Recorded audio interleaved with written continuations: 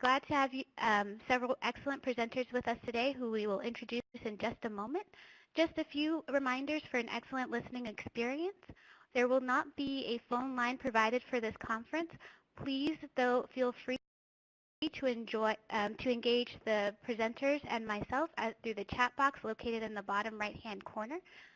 In addition, we ask that you, for our speakers, that you mute both your computers and your phones when not speaking. So just a quick word on the MICCR itself. The MICCR is an initiative that builds the capacities for districts and communities to engage in evidence-based strategies to improve college and career readiness. In addition, we have done this process through partnerships between faculty researchers and school district leaders. We actually are privileged to have both the presenters of senior research fellows as well as school leaders with us today.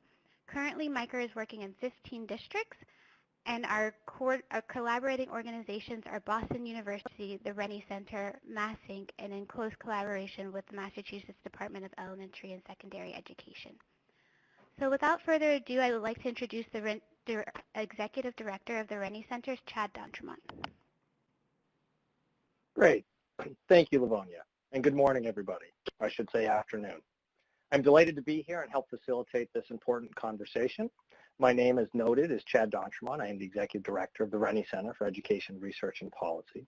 We are a nonpartisan, nonprofit organization focused principally on Massachusetts. Our mission is to ensure education decision-making is based on deep knowledge and evidence of effective policymaking and practice. Whole child development is critically important. It is integral to setting clear expectations for students, providing meaningful learning experiences, and conducting authentic assessments. If our primary goal is to provide all students with opportunities for sustained school and life success, we must grapple with the full range of factors that shape children's growth and development. Moreover, the evidence supporting whole child learning aligns with our natural instincts. When we think of learning, we envision engaged, enthusiastic students with strong adult and peer relationships, building skills that will support them in becoming adaptive and high-functioning adults. The hard part comes with the realization that such knowledge rarely translates into changes in policymaking and practice. Too often, discussions of education reform ask policymakers to choose between perceived rigor in academics and attention to a host of other challenges in students' lives. As a result, we are not putting in place the types of strategies necessary for supporting all students. This is an important lesson learned from Massachusetts' own successful effort to reform public education over the last 2 decades. Massachusetts now routinely places first on the National Assessment of Educational Progress, also known as the nation's report card, and it is highly competitive on international assessments. Yet the Commonwealth continues to have one of the largest achievement gaps in the nation. Despite a high-functioning system built on strong standards and accountability, too many of our students struggle to find success, a challenge that is compounded by the exploding diversity of student needs that go well beyond academic learning. What has been missing from education reform efforts is an approach to learning that is more personalized, engaging, and empowering by taking into account the unique knowledge, skills, attitudes, and cultural understandings that all students bring into the classroom. Harvard professor Ron Ferguson has described educating the whole child as addressing 3 critical areas beyond academics: social emotional learning, school climate, and cultural competency. Today, we're delighted to have with us 2 speakers that will help us dig into one of these critical issues and present pathways forward for better serving all students. Thank you. It is now my pleasure to introduce Michelle Knight-Manuel, who will help us better understand cultural competence in education. And Michelle, if I can for a moment, just before you jump in and begin your presentation, it seems like we have a little bit of feedback on the line. I would ask that if someone's not speaking to mute their phone, and if for some reason you've dialed in and are not here for the webinar on cultural competence in education, you're in the wrong place. Michelle, the floor is yours. Please. Thank you. Thank you. First of all, I would like to thank Chad and Livonia for their support in inviting me to present today and for the work that is being done around cultural competence and college readiness. I also want to thank all of you who are attending today, and I certainly look forward to the questions that you might have throughout and at the end of the presentation. So today I'm going to be talking a little bit about cultural competence. And throughout today's presentation, I'm going to use Gloria Ladson-Billings' definition of culturally relevant pedagogy. And she talks about culturally relevant pedagogy as an approach to teaching and learning that empowers students intellectually, socially, emotionally, and politically by using cultural references to impart knowledge, skills, and attitudes. And when we talk about cultural references, we're talking about the ways in which we take up students' cultural backgrounds, their interests, their knowledge, from their different communities.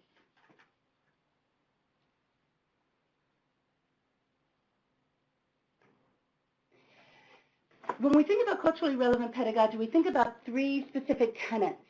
The tenets are student learning and achievement, cultural competence, and critical consciousness. And as we begin to look further at what each of these means, we want to think about the ways in which student and learning and achievement includes testing, but however we want to move and include more than just the testing notions of student learning and achievement. We want to talk about the expectations, the beliefs, the values and norms of learning. Some might think about those that are in the Common Core learning standards, but we also want to think about the extracurricular activities that are taking place in the entire school culture as well. When we think about cultural competence and creating more equitable teaching and learning opportunities, we want to think about the ways teachers and administrators and counselors within the community can build on the cultural knowledge and experiences that youth and their families bring to school learning and academic readiness. So specifically, we want to think about the strengths and assets that they bring rather than focusing on a deficit framework. We also want to think about notions of resiliency and identity development.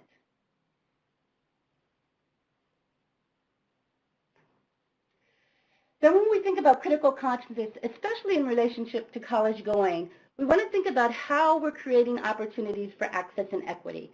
And specifically, how are we demystifying the college going process, especially for students of color, first-generation students, and students who may come from low-income environments. And we want to think beyond just getting them into college, but is that college really a good fit for them and their interests? So why the emphasis on CRE now in this particular moment in time in history? So we want to think about the global and local, and Wells, Fox, and Cordova-Coble speak about this in different kinds of ways. And so first we want to think about increasing globalization. And we want to think about the ways that the gateway cities for immigrants has shifted and changed over the past few years. And specifically, many people think about New York, or they think about Los Angeles, places in Boston.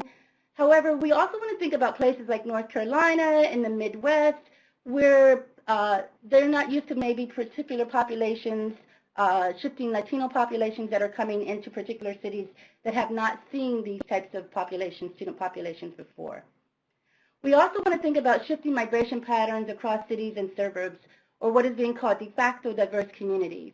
We're in a period of time where gentrification is taking place, and many more whites are moving back into cities, and students of color and their families are moving out into the suburbs. So how are we thinking about these shifting migration patterns? We also have reached at a time in 2016 that the K-12 student population is now less than 50% white and non-Hispanic. We also want to think about the school-based data that Dr. Mont was talking about in terms of achievement levels, discipline levels, suspension levels. What is the school-based data telling us about our student populations and the way we are reaching the whole child? And my work really focuses on looking at the teaching force and the professional learning opportunities that are provided to them to think about the ways in which we can change the whole school culture to support diverse teaching and learning environments for all students. Specifically today, I want to look at New York City and the work that I'm doing with the New York City Department of Education. And we're really focusing on this particular project on the percentages of males achieving college and career readiness. So one of the dilemmas that has arisen in the New York City Public Schools is this notion of being college eligible, that they have graduated from high school and that they're college eligible. However, they are not college ready according to the CUNY the CUNY system in terms of their placement on math and English exams. And so as you look at this particular graph, you can see that although nationally the trends in terms of high school graduation rates have risen tremendously, and they're around 80, I think 85, 86%, what we're seeing in terms of college and career readiness is a different story, and we see more of the disparities that are taking place among the different ethnic groups. And I became involved in this study because at the time that the New York City Department of Ed was looking at this particular data, I had a book coming out called College Ready, in which I had looked specifically more in depth at one school in New York City, a comprehensive high school. And I was particularly looking at the ways in which youth were saying who and what was influencing in the college-going process. And we were looking at also 61 teachers, counselors, and administrators, as well as their peers and family members in the co-researcher methodology. And one of the things that came clearly through this particular study was this notion of creating a whole school-wide college-going culture, which was through a culturally relevant approach. And so they approached me to ask me would I begin to provide professional development throughout 40 schools, 40 high schools in New York City. So when we think of a culturally relevant school-wide college-going culture, the definition I'm using is a culture that recognizes the importance of including students' cultural backgrounds and references in all aspects of learning, particularly as related to preparing for, applying to, and enrolling in college, or what we refer throughout this text as those in the college-going processes. And the question I want to ask you is to think about, when we're thinking about pre-K through 16 college access, readiness, and retention, how are you involved? And when we think about this culturally relevant school-wide college-going culture, we're really talking about the major stakeholders: policymakers, researchers, teachers, administrators, counselors, teacher educators as well, families, parents, community, youth, graduate students, youth, and other people who feel that they have a major stakehold in supporting the education of all of our students. And how are you involved? And we specifically ask all of our participants, how do they see their role in preparing students to be college ready?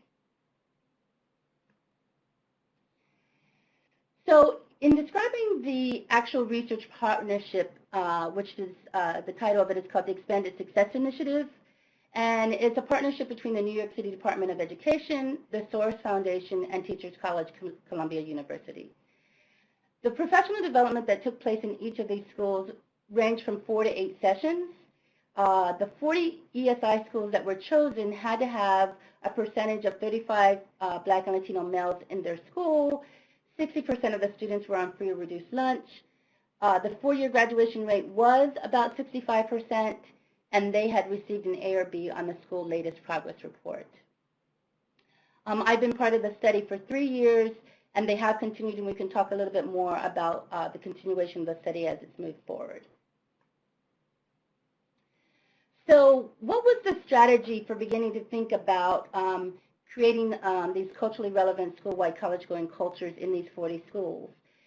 The first year, they actually engaged 4 different vendors to provide training and professional development on culturally relevant education to the 40 ESI schools, and my role was actually at the university-based professional development. So from these 40 schools, any teacher who wanted to participate in culturally relevant education and college and career readiness, professional learning opportunities, will come to the university for those 4 to 8 sessions.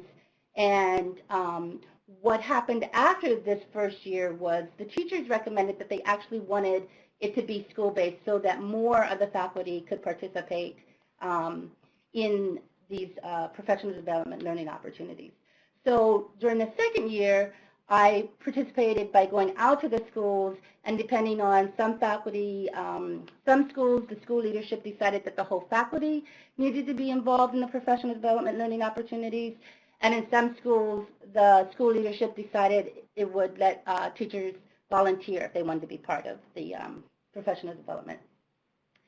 And then the third year, we actually moved more toward also aligning with other policies in the school district that align well with CRE. So for example, one of the issues that came up was the teacher evaluation frameworks. How was CRE represented in any of the teacher evaluations that were taking place? And so my role in the third year, what I did at the school, was really look at CRE and the Danielson teacher evaluation framework and how that could be better aligned. Michelle, it's So Chad. As we're transitioning, a couple questions have come up I just wanted to make note of. One is Joe McGrail asked about the nonprofit community. There's obviously a number of organizations invested both in issues of cultural competency as well as college readiness. Right. Were they part of a stakeholder group? Were they included in the conversation beyond vendors? Yes, actually there were several community-based organizations that were part of the endeavor as well, the initiative as well. So Brotherhood Sister Soul is one that definitely comes to mind. That was a part of it. They had a night where they asked different nonprofit organizations to come to see what they would want to offer. So some came who offered specific, professional learning around mentoring of young boys, young men. So yes, the nonprofit community was definitely a part of the initiative as well. Wonderful, thank you. And the second question was just about the general definition of college readiness. You know, obviously a lot of things have been mentioned in your slides that would lead to improvement, but was there a specific goal that was set as part of this initiative that could demonstrate a gain or an improvement in readiness itself? That's a great question.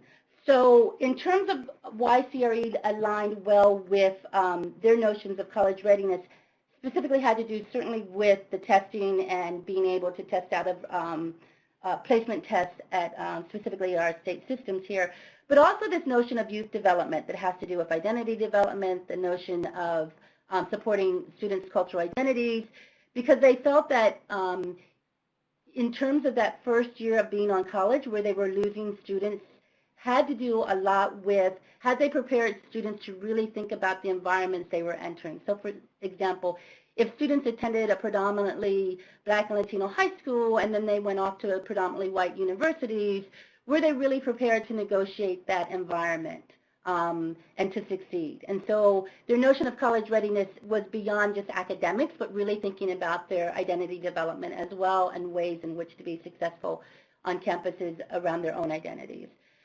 The other area in terms of college readiness had to deal with creating a whole school climate, the whole school culture had to be involved in supporting college readiness.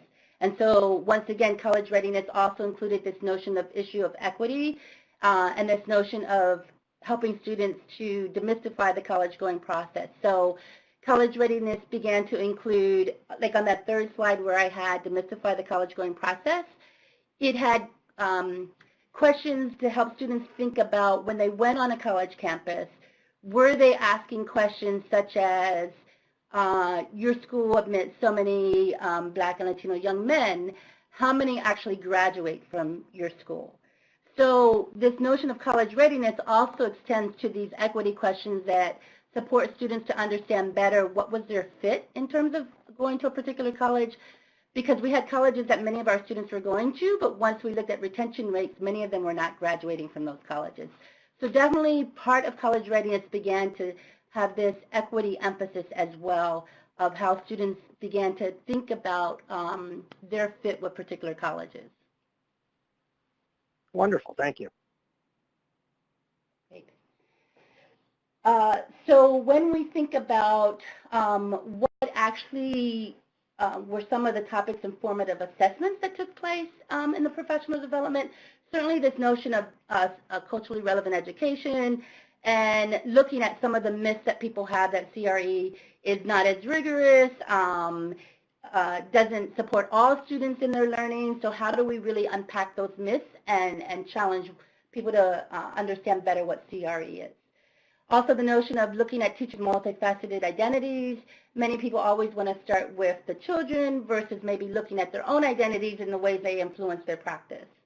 I've already mentioned this notion of assets versus deficits. Also looking at these issues of the stereotypes related to race and ethnicity and Black and Latino young men and whether teachers saw these young men as college bound or not.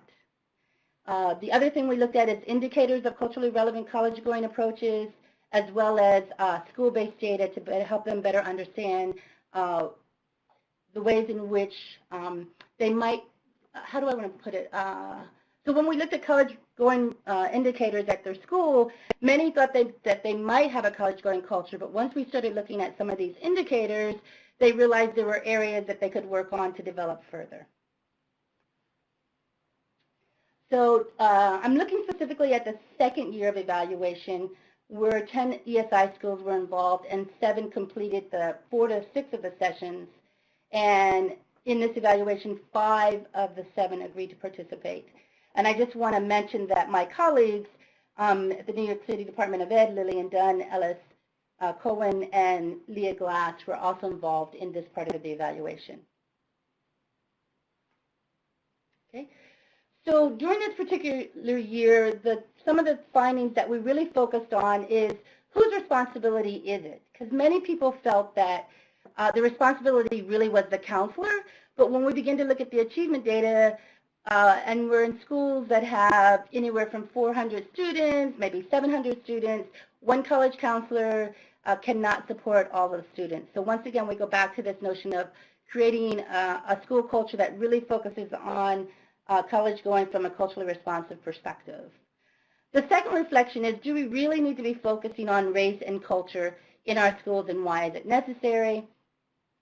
And then the third issue that we focus on is, what does it really look like in practice? Once teachers begin to implement CRE around notions of college readiness, what are some of the things we need to think about? So watching the time, I'm not going to go through every quote, but I'll just begin to say, like, participants began to think about ownership of their role in contributing to this college-going culture, and realizing, as one person said, it's the job of everyone in the school to establish a college-going culture, not just the guidance counselor or those in AP or whoever deals specifically with college-going stuff. It's really the job of everyone. So how do we also begin to get parents involved more, community members involved, in thinking about this college-going culture within the school? The teachers also were involved in a self-assessment of their school's culture, and really thought about how it enabled them to think about areas of identify areas of improvement. And so one of the participants said, you know, wow, I thought we were doing all that we could do, but then we really began to realize, like, once they saw the data, that there was more that they could be doing. And then how do they continue to grow? And as someone said, the first year we really began to go in whole hog into it. They realized moving the focus from just their 11th, their juniors and seniors, but they really did need to begin focusing on college going at the 9th and 10th grade level as well. So this notion of reflections on race and culture, why is it necessary? And the PD provided a time and space for people to become comfortable talking about race and identity. And as one person said, being with people of different races, kind of being okay talking about certain things that actually you don't talk about. This notion of emphasizing knowing who you are in your own culture, what I think is, once you're okay with that and have knowledge about yourself, you can also help others identify or at least be aware of different cultures. And then the third thing is this notion of moving beyond. People focus on the curriculum, and that's an excellent place to really be thinking about changes around culturally relevant education, but it's also thinking about those staff-student relationships, and how do we talk about race? How do we work with our students to think about building more positive student relationships, acknowledging that race is a factor in what is taking place in the teaching learning processes. The third area when we think about reflection on practice is, what does it look like? The literature on college readiness and access really talks a lot about college talk and the types of college talk that is taking place within your school. And one of the things we learned is people wanted to go on to a deeper level of how they had these conversations with students. So one of the participants talked about how he always would talk with a student about being a great attorney, and the ways they would play around in the halls with their talking and joking about it. But then he realized, after really talking about how we think about it from a culturally relevant perspective and having high expectations, is how do you really talk about what directions he's going in? How do you move beyond this surface level conversation to really think about the skills and knowledge that is needed for him to really be an attorney and what type of college he would like to go to. This next idea around expectations and what's having high expectations, specifically for Black and Latino young men, it was really important to think about the ways in which this participant said it really tweaked a lot of his thinking and the ways in which we can help young men that have traditionally been left behind outside the academic achievement arena. And he said, even rethinking things I might have said because they may have been more detrimental than beneficial. For example, I should be demanding greatness, not demanding obedience.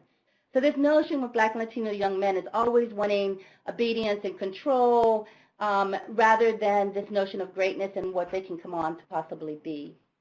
And then the last area, certainly not the least, but the notion of curriculum. And although there's been a lot of work around gender issues around the curriculum, but one of the things they realized even as they were looking at the curriculum was that it was very female-oriented and the ways in which they needed to really go back into their curriculum and add pieces that would engage young men to think about and be interested in the curriculum that they were providing. So just thinking about some of the recommendations and policy implications, we try to look at the program level within schools, we try to look at the district level, and then we try to think about the national level. And the ways in which some of the strategies that were more successful in the professional learning opportunities, to think about how could we scale them up to the district-wide level. How could we provide more entry points of ways of thinking about culturally relevant education and college readiness, because people come in at different points in their process. And then, and how do we begin to think even further about shifting this national dialogue on college counseling as the only focus or the only pathway to think about supporting college access and readiness within a school-wide college-going culture from a culturally relevant perspective. So I'll stop here and see if there are any other questions that people would like to ask.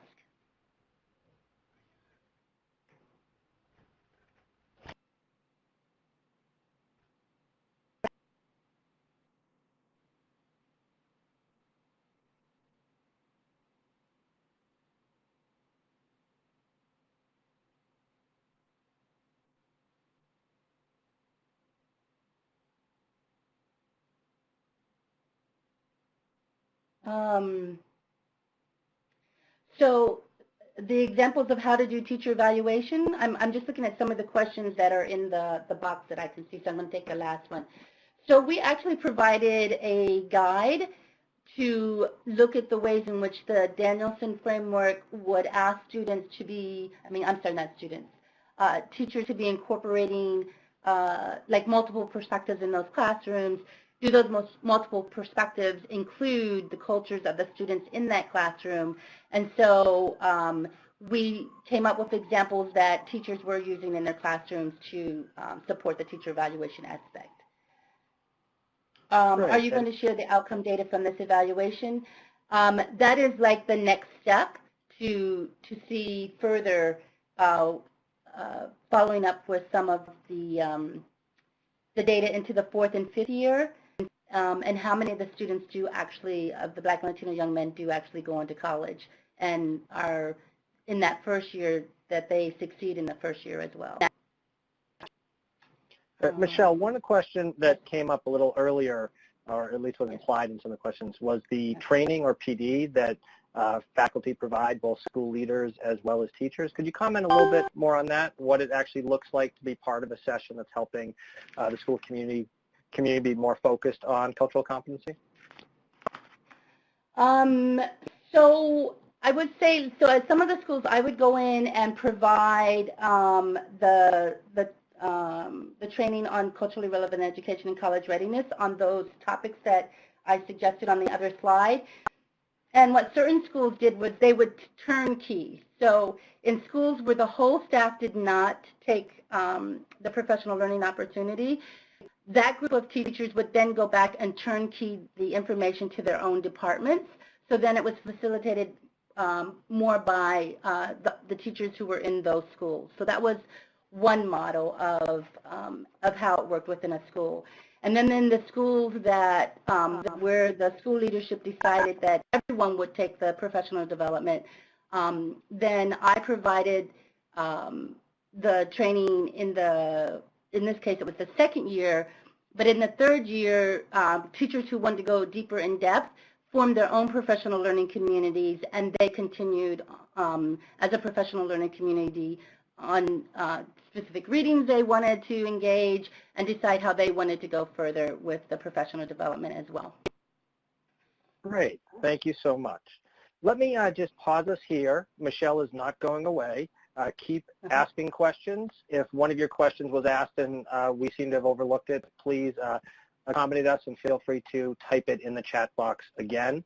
But I do want to give full time to both of our speakers. So Michelle, if I could figure out how to applaud on a webinar, I would do it, but consider it happening. We really appreciated the presentation, the time you've given us. With that, I do want to, thank you. I want to acknowledge and introduce our second speaker, Superintendent Margarita Ruiz from Salem Public Schools in Massachusetts.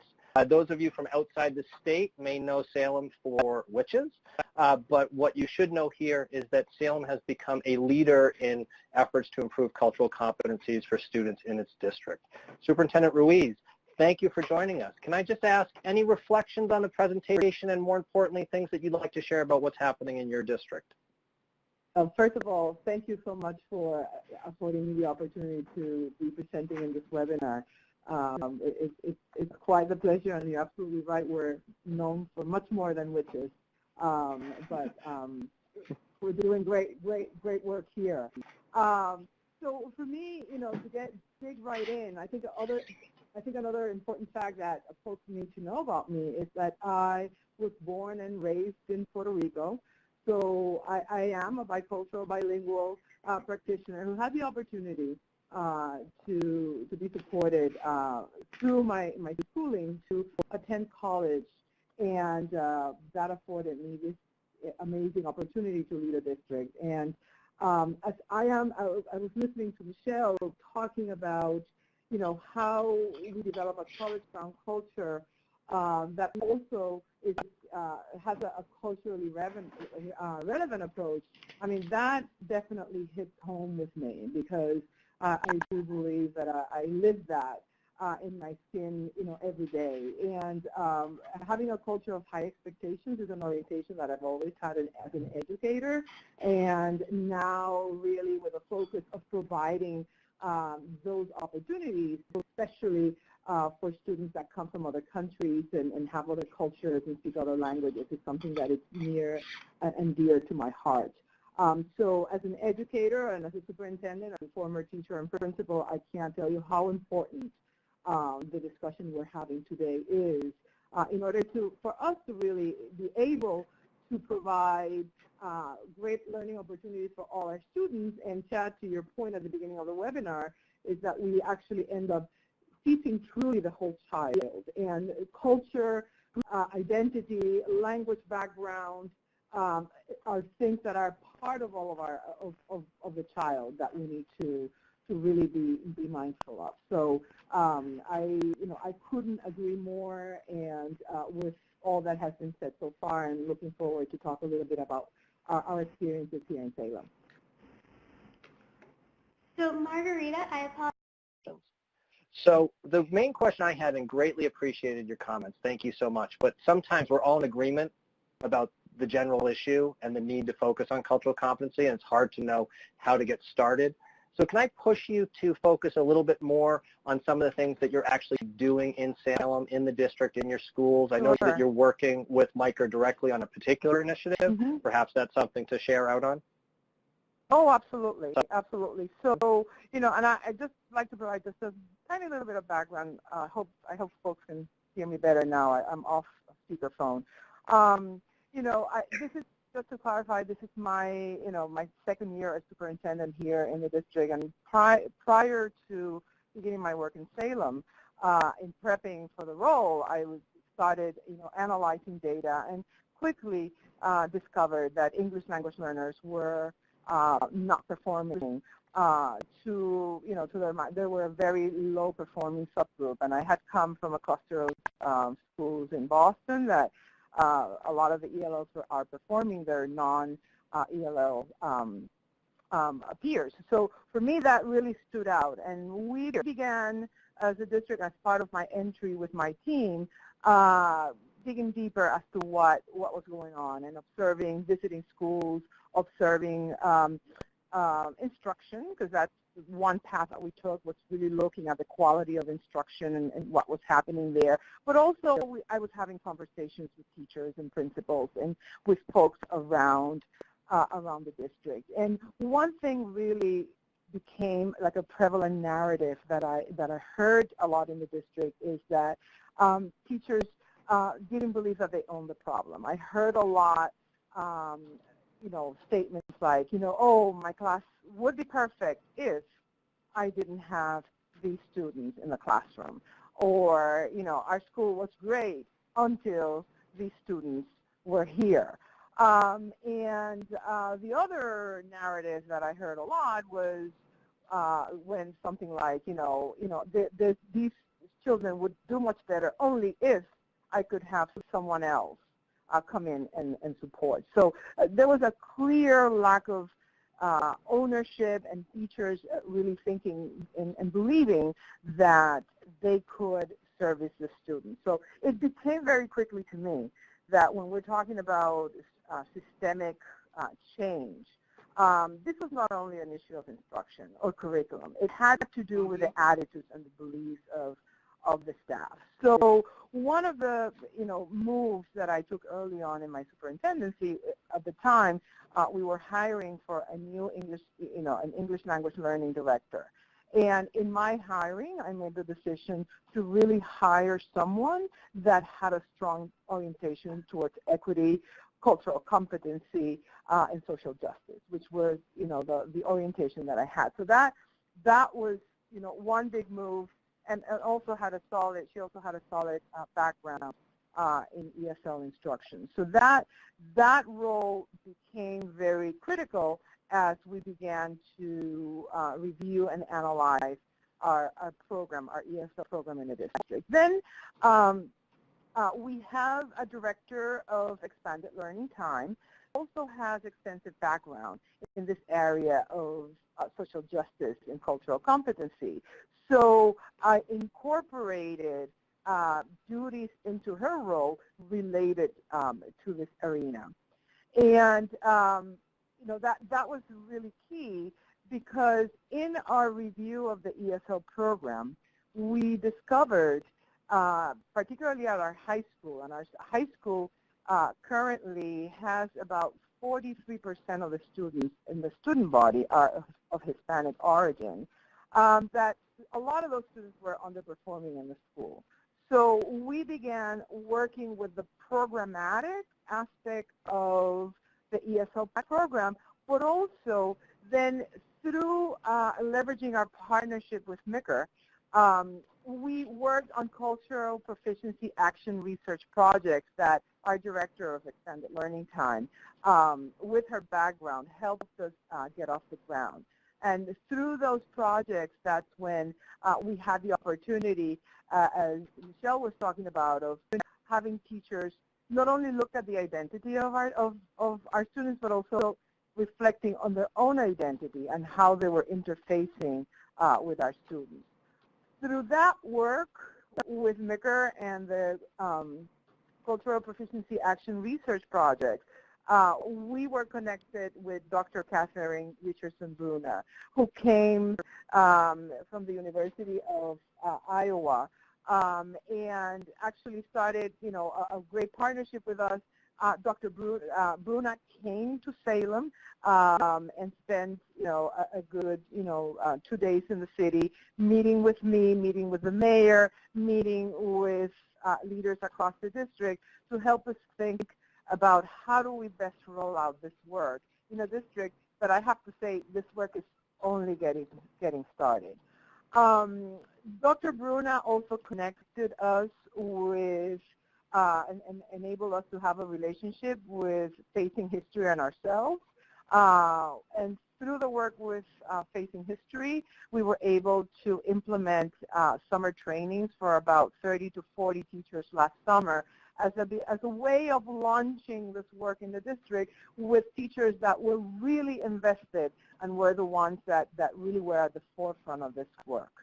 So also, right, that's super helpful. Yeah, Right. it is. Thank you very much. Yeah. Mm-hmm. Yeah, I mean, you did a wonderful job of really sort of laying out how the district was able to engage in the issue. One of the takeaways I had, Superintendent, was the notion of ownership. I think often we start with adults in the system potentially having resistance or low expectations around students, and we see them as a cause of why students may be struggling, as opposed to engaging them on how they can be supported and having ownership over the work they're doing. And that really empowers everyone, students and adults, within a school, within a district, to move forward towards a solution. And it sounds like you're doing that. So it came across loud and clear. Absolutely. Absolutely. If I may, I want to move over back to Michelle. A question came up, and Superintendent, you may want to reflect on this after Michelle, about barriers and challenges. That a couple of folks in the chat box noticed that a few folks dropped out of the project, the study that you were describing. We talked about resistance among adults in the system a little bit. You know, what are the barriers and challenges that you see in doing this work, and you know, are there any ideas about overcoming them? I think, so I saw the question too, and so I just wanted to go back and clarify a little bit. So in doing this workshop, in terms of doing 4 to 6 or 4 to 8, depending on the school and what they wanted, it took a long time. So when I said 10 started, the reason why all 10 were not involved in the evaluation was due to the fact that the New York City Department of Education did not want to include any schools that hadn't had a chance to complete them. So they may have started their first 2 in, I will say, May and June, and then they might have finished up the next year. So that's why I'm only giving evaluation data from the second year of those that actually completed the study. So then we would be at 7. Of those 7, I definitely know that one principal did not want to be part of the evaluation. And to be honest, I think that that particular school did have concerns about engaging in the work around race and engaging in looking at their own particular identities. And so I think one of the things we learned over doing the work after 3 years was, you know, how to incorporate different strategies within the professional learning opportunity that may have lowered some of the discomfort levels. So, for example, in one school, so what do you need to understand across the 40 schools? Some schools were more predominantly white. Some schools were predominantly teachers who themselves were immigrants growing up in New York City, and so therefore they had maybe a different orientation to taking up the work. But one of the things we found in the schools that had predominantly white teachers who were engaging in the work was this notion of being uncomfortable around race and being seen as racist. So one of the strategies we've learned to work with is actually around video and YouTube and TED Talks, and the ways in which to engage them, looking at, so for example, Adichie's work around the danger of a single story, and the ways in which she talks about culture, the ways in which she unpacks how people see Africans, the ways in which you have one single story about who Africans are, and then talks about her own work coming to the United States and how people saw her in the United States, and then also going to Mexico. So it's like I think it's like a 30-minute TED Talk, and we used the first 15 minutes. But what some of the teachers definitely said was they felt like they weren't being hit over the head with race, or they weren't having to feel like, oh, someone was going to think they're racist because their kids weren't doing well, but rather this understanding of, do we have these very single stories about particular students in our schools? And how do we look beyond the story or the narrative that these students aren't going to go to college? Or, you know, I think as a superintendent we're saying, you know, these ESL students aren't capable of doing this kind of work. So how do you move beyond that single story and really take up these issues at a deeper level? So there were certainly barriers in terms of helping a school see their capacity and us supporting their capacity to really look at these issues. I think another thing that I found in the schools that I work with, leadership was huge. If the principal was on board and actually came to the sessions and participated in the sessions, it was amazing how much more engaged their whole staff was. If the school leader wanted to have it, but yet did not attend any of the sessions, sometimes that made for a different response in terms of engagement in the issues. And then you could tell which school leaders were really uncomfortable, and even though they participated in this project and they actually wrote, you had to write a, what do you call it? I don't want to say a report, but you had to participate in, like every school that wanted to be part of this project didn't get to be part of this project. So you had to say you really did want to focus on issues of race and culture in your school, but actually I think when it began to happen, some school leaders were not as comfortable. So it really is understanding going in, is the leadership on board? You know, how would you get the leadership more on board in the beginning? How do we think about the ways in which they look at the data and see the ways in which research is now showing that this culturally relevant approach is really promising and supporting students of color, first generation, and students who come from low income backgrounds. So definitely tensions would arise, challenges and barriers, but it's really with this work thinking through with faculty, what does that mean, or how can we support you better, or what do we need to do differently? I think as opposed to thinking that it's impossible. Yeah. Thank you. I want to move on to a couple other questions, but first, Superintendent Ruiz, any particular challenges or barriers that you faced and confronted, and ideas about how to overcome them? Absolutely. I think that, you know, there's two big things that we're managing. One is understanding that this is not a technical change that you can mandate and put on a piece of paper and poof, everybody's going to be cultural proficient overnight. So this is shifting, you know, the mindset of an entire community, and having understanding of that in the first place is key. And sometimes not everyone understands that. And then there's the other narrative of folks, and we've encountered that, you know, I'm the superintendent, I can impose that we should be able to say, this is what is expected of everyone, and it will happen. That somehow this can be imposed, or this can be rushed, or this can be mandated of schools, of school leaders, of teachers. That is, you know, a mentality that we have encountered, not, you know, systematically throughout the district, but in pockets that could also be, you know, a challenge. And how do you really explore that, you know, that this is a process that you undertake, and you take steps towards that. And leveraging, one of the things that we have, you know, begun doing at the high school is leveraging that core of teachers, that group of teachers really that is gung-ho and excited about this work, so that then we can roll it out and most, you know, thoughtfully across the school and you know, and doing it in other parts of the district. Right. Great. And to both of you, and Superintendent, why don't you go first? There seems to be some questions about where this is happening. So high school, middle school, elementary schools? So I think so I would say it's across the entire district. I think where we're having these challenges, you know, highlighting the high school, because the high school, you know, is the school with the highest percent. You know, Salem, the biggest group that we have in the city is the Hispanic population, and the high school, close to half of the students are of Hispanic origin. So while we're experiencing these challenges throughout the entire district, some of these challenges and issues tend to be highlighted a little bit more at the high school, simply because of the sheer volume of the number of students that we have there. Great. And I, of course, do know that when we talk about cultural competency as a strategy in a broader range to support the whole child, as you mentioned, there are other things going on in the district. Salem has an innovation school focused on personalization and individualization of mixed age groupings among students that allows the school itself to be more attentive to cultural competencies, social emotional needs, school climate, and the like. Michelle, to you? Yeah. Oh, sorry, Superintendent. Yes. No, we're good. Go ahead. Right. Michelle, to you, are all the participants at the high school level?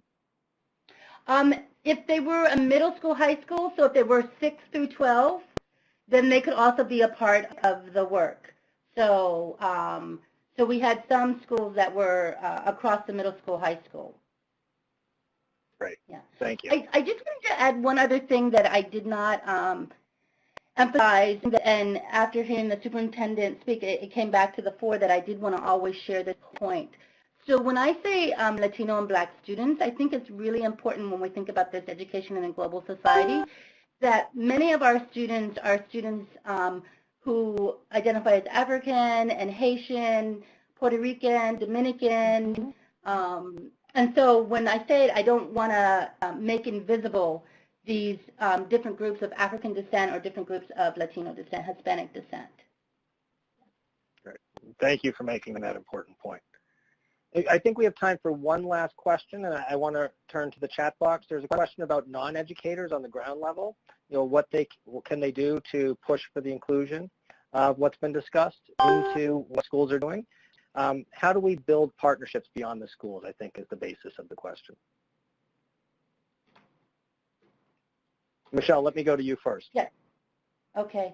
I would just say that I've been contacted by, I would say at least 2 to 3 different parent community groups to come speak with them about this work and also to speak specifically around the culturally responsive curriculum. So I think community members are becoming more aware of culturally relevant education, culturally responsive education. Great. And thank you. I think they are eager to partner with universities around the work and to move it forward, and that they have a role in speaking for us in particular, the New York City Department of Ed, about why they see the need for this with their children. And Superintendent Ruiz, your thoughts on partnering with the community? Absolutely. So we are also in the middle of developing a strategic plan. The strands of the plan is family and community engagement, and to that we have, applied and received a grant through the Nellie Mae Foundation to really develop a plan for engaging our families, our communities, and one of the big tenets in that plan will be cultural proficiency strategies on getting our family and community members engaged in the district. So we in Salem, we're very fortunate to have many community organizations and many groups that are very involved with the district. But for us, it is really important that we also roll this work out around cultural proficiency to them as well. So we are at every level of the organization thinking about how do we infuse this work in a thoughtful and strategic way. Great, thank you. And one of the points that I'll share, and it's really a goal of MICCR, is recognizing that there is shared passion and alignment of goals across the research, the practitioner, the community activist communities, and how we bring them together requires time spent getting to know each other, building trust, and building relationships. To put it another way, sometimes it's worth it to go a little bit slow and make sure everyone's on the same page in order to go fast. And that's really something that we think when we cultivate those types of relationships, we have a much broader impact in the work that we're doing. So with that, I absolutely want to thank our speakers, both Michelle and Margarita. Thank you for joining us. We greatly appreciate your expertise on the call. Thank you. My pleasure to be a part of this. Right. Thank you very much. To our audience members, a few sort of logistical items here. As we have noted in the chat box, the webinar itself will be available. It has been recorded. It will be on the MICCR website if you go to that. There also is contact information for Livonia Montoute, who has been facilitating this webinar. That is in the chat box. And if you have any specific questions, either about the work of MICCR or probably more importantly, the content of this webinar, feel free to reach out to us directly, and we're happy to do our best to address them. Thank you, everyone, for joining us. Livonia, is there anything I'm leaving out that you need to say? That's it. Thank you all for your time. This is the conclusion of this webinar. Great. Have a wonderful weekend. You too.